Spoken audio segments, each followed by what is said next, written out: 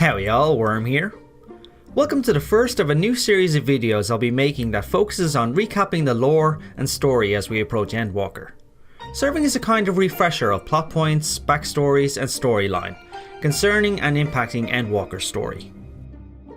In this first video, we'll be doing a quick story recap of patch 5.4, an important starting point, as 5.3 marked the end of the Shadowbringer storyline, and everything after serves as laying the groundwork for Endwalker.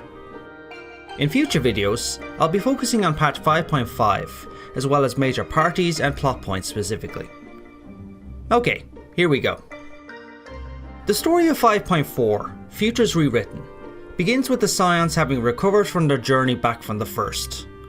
Having defeated Elidibus and saved the First, the Scions turned their attention back to their main mission mandate, dealing with the threat of the Primals. We start off with a meeting of the Scions, who are then joined by former Scion Lise for a happy reunion. She shares important information that the Garlean Empire is in a state of civil war after the events of the Emperor's death. A quick TLDR. Zenos returns from the dead, reclaimed his body, then kills his father, the sitting Emperor. Afterwards, he shows no interest in ruling, thus civil war for the throne of Garlemald. More on that later though. Thancred and Oriange agreed to head off to Garlemald to survey the situation and report back to the Scions and Alliance. Speaking of, an Alliance Council meeting is organised, which most of the Scions go to attend, with the exception of Yu and Grahatia, who instead travel with Alisaie on an important mission, finding a cure for primal tempering. Quick recap. Primals have the ability to control, aka temper, individuals and make them serve their will without question. This is one of the most dangerous aspects of primals, and is why only those with the gift of the Echo, which wards off tempering, can stand against them. Hence why we always take a step forward, and all our allies seem to take a step back. We then meet up with an old friend, Gabu, a young tempered kobold and good friend of Alisaie, who she promised to find a cure for. This is where the work begins. The idea of a cure was stumbled upon almost by accident, while they were in the First working on a cure for those individuals corrupted by Sin Eaters. Given the similarities, they work on a theory that it can also work to cure tempering. This leads the group to the study of ancient Allagan knowledge, left behind in Azizla. They find an archive node belonging to an Allagan technologist who did extensive study on the subject of primals and tempering. Through this, they discover the mechanisms behind a primal's tempering, and as a result, are able to come up with a plan of action. They go on a series of studies and journeys to refine the method they wish to use, all which accumulates into the discovery of a brand new magic, and combining it with porxies. This streamlined method of curing tempering is now completed. Channel Aether into the modified porxie, which then channels into the tempered individual, to reverse the effects of tempering on both mind and soul. It's a lot more complicated than that of course, but that's the basics of it. They put the method to proof and test it on Gabu, and are finally successful in reversing the tempering. Gabu is back to his old self, and I have to say the little guy is downright adorable with his new voice actor. Oh, I'm so glad to see you all. Delighted, happy, glad. Gabu! The best part about this method of curing tempering is it can be taught to anybody with the proper knowledge and ethereal connection, which is most of the people we know and most of the Grand Company's ranks. The porxies can also be mass produced and provided to everyone as necessary. With this new information, you soon find yourself meeting with Merlwyb, the Admiral and leader of Limsa Lominsa. With the added knowledge of this cure and her recent actions of working to restore peace between Limsa and the beast tribes of Valbrand, she endeavours to reopen a dialogue with the tempered Cobalt tribe, an act once impossible due to them being tempered by Titan, but now with a cure, it may finally be possible. After a series of events where you and yours assist Merlwyb to win the favour of Limsa's pirate crews to back this chartered new course, things can finally progress. Together, you, Merlwyb and your allies venture to the Navel, the centre of power for Cobalts and the lair of which they summon Titan. They encounter Zada, the patriarch leader of the Cobalts, who right off the bat tries to summon Titan. The party restrain him and his allies, and Alisaie summons her proxy Angelo to begin the untempering of Zada.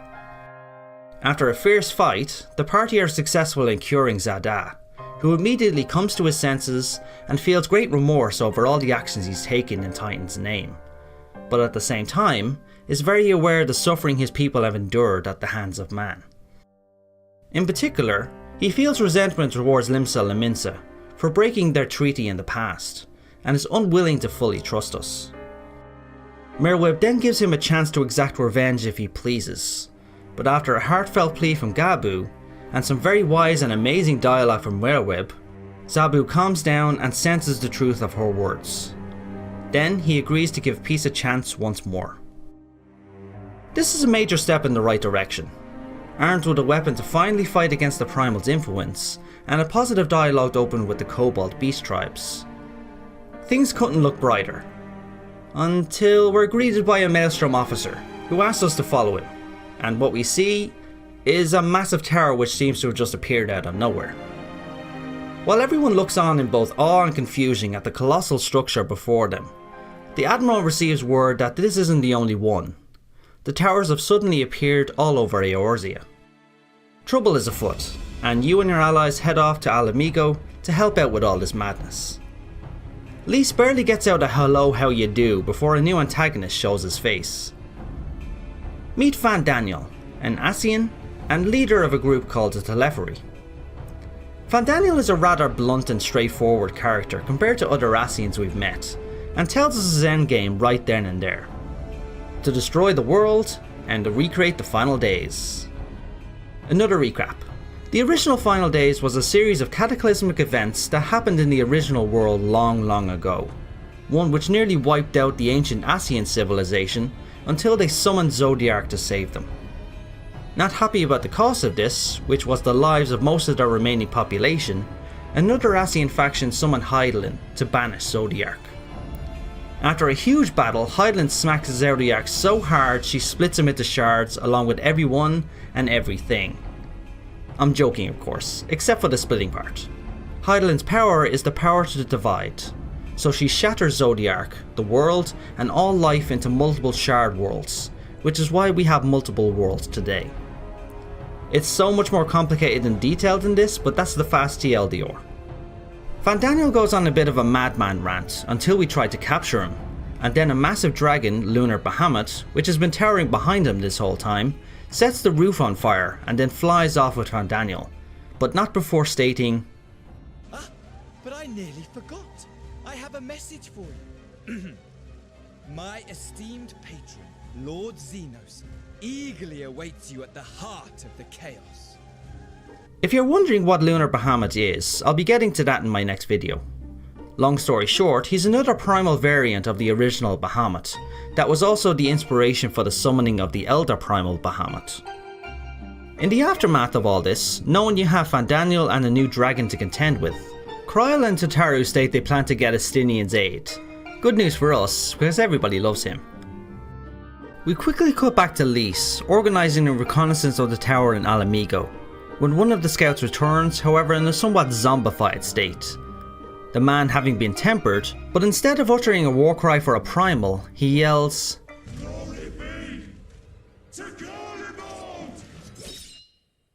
Finally, we get a glimpse of the Imperial Palace in Garlemald.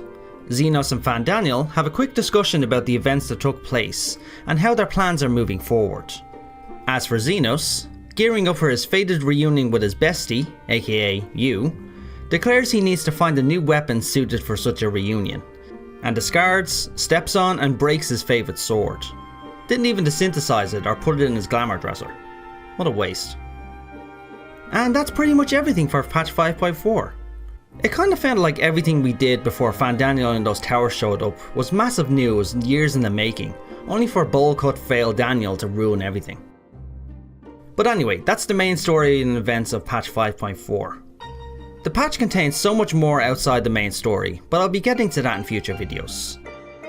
I hope you enjoyed this video, everyone. I personally had a ton of fun making it. As I mentioned at the start of the video, I'll be making more Endwalker prep videos going into detail on the main events, individuals and factions as Endwalker draws closer.